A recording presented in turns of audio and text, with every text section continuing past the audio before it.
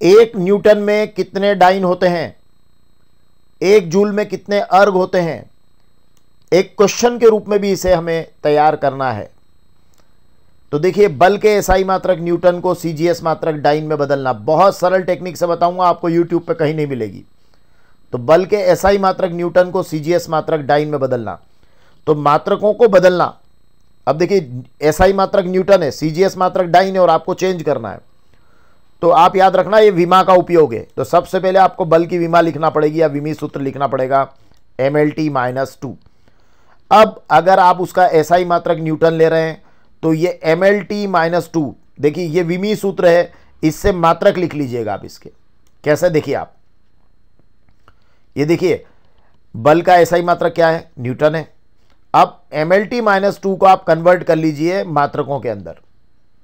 तो mlt-2 को जब मात्रकों में कन्वर्ट करेंगे तो ये आपका क्या है, द्रव्यमान, इसका हो गया किलोग्राम, तो 1 kg लिख दीजिएगा। लंबाई, तो इसका हो गया मीटर, तो 1 m लिख दीजिएगा। और समय, इसका हो गया सेकंड, तो 1s लिख दीजिएगा। और अगर पावर -2 लगी है तो ऊपर ऐसी की ऐसी पावर -2 लिख दीजिएगा। इन दोनों में पावर नहीं है तो मत लिखिएगा।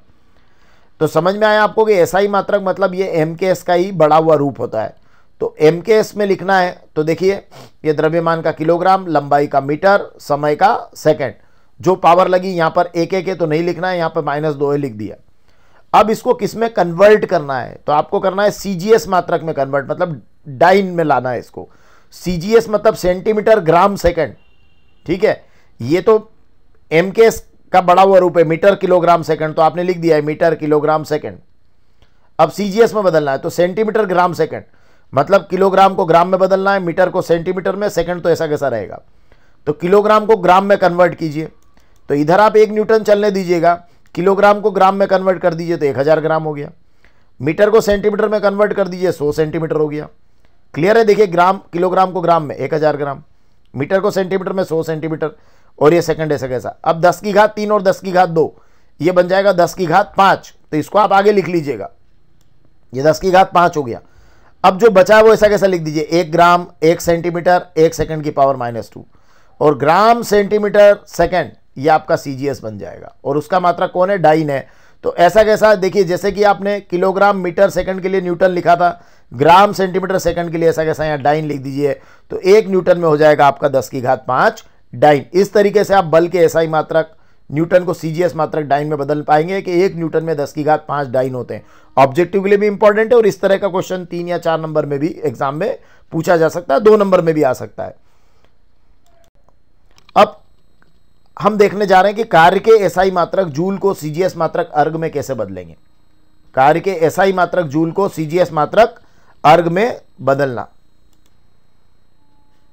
कार्य का एसआई मात्रक जूल और बदलना है सीजीएस मात्रक अर्ग में।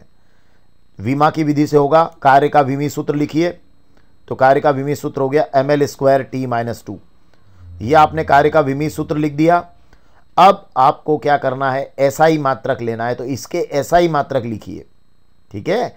अब एसआई मात्रक कैसे लिखेंगे, तो एसआई मात्रक तो यहाँ आप जूल आ जाएगा, लेकिन अब आप ml²t-2 को एसआई मात्रकों के उसमें कन्वर्ट करेंगे।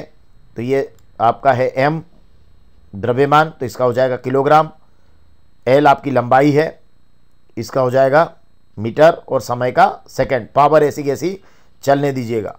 तो चलिए हम कन्वर्ट करते हैं।